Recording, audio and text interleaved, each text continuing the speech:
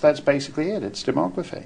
So do we duck under the sheets and start getting busy? I mean, is that the solution for us to try and catch up, or?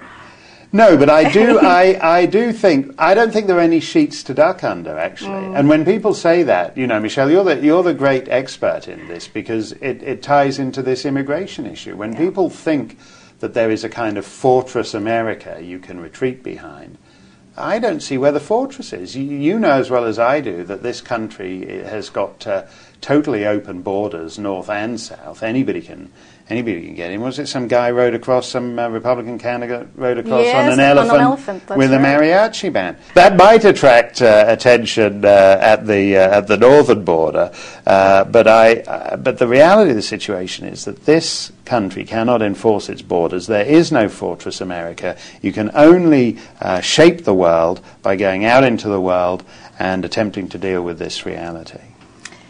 To the extent we can do something here, you know, in terms of homeland security, I don't think we've done nearly enough. I mean, the Bush administration has paid a lot of lip service to, you know, winning the war on terror at home and abroad, but, you know, we won't acknowledge the need to do any kind of profiling here at home. No. Even as France is now saying Muslim baggage handlers is not a smart thing to do.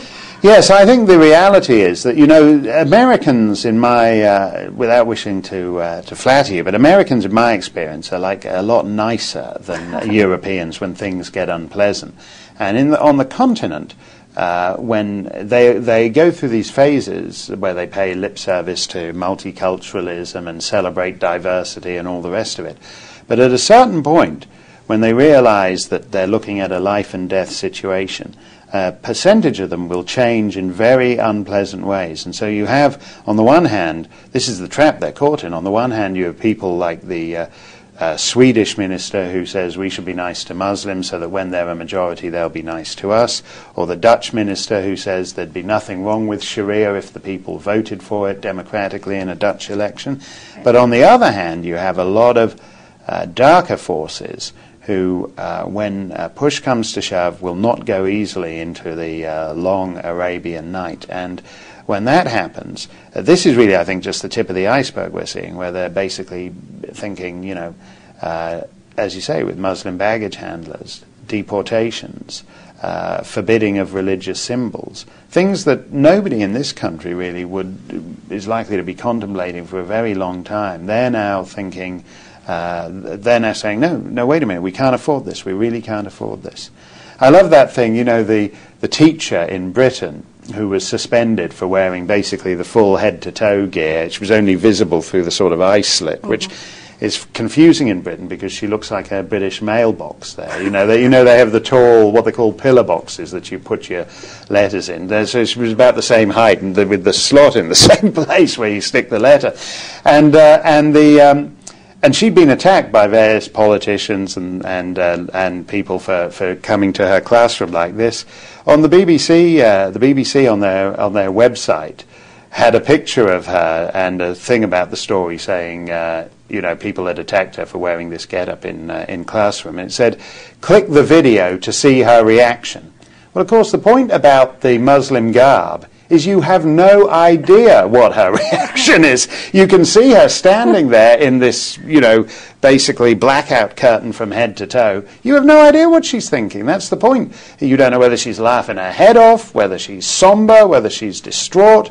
That's the point. It really does embody, I think, the fact that there's a really basic failure of communication between this fast-growing new population and these aging, dying European populations. And yet when Jack Straw points out the obvious, he invites death threats. You know, we have veil rage now across the country.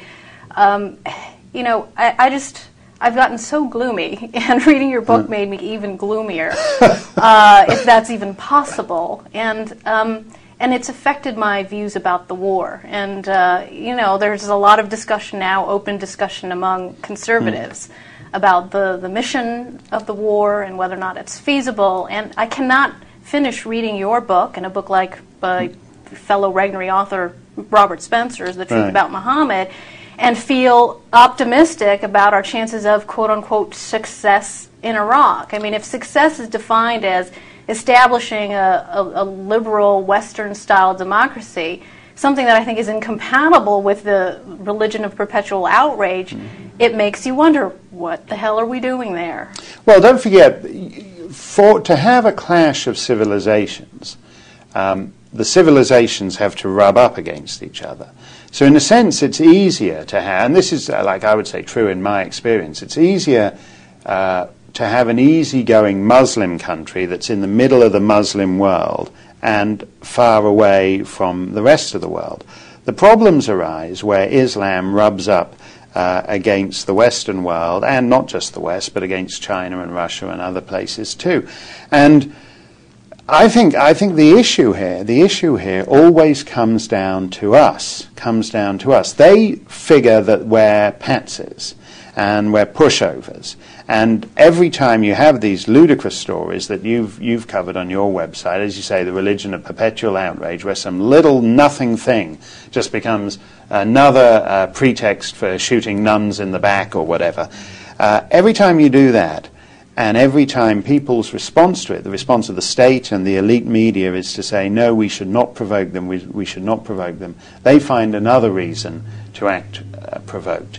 We will only, whether we will ever win this thing, I think, is an open question, but we will certainly only have a chance of winning, I think, if we're absolutely confident about who we are. And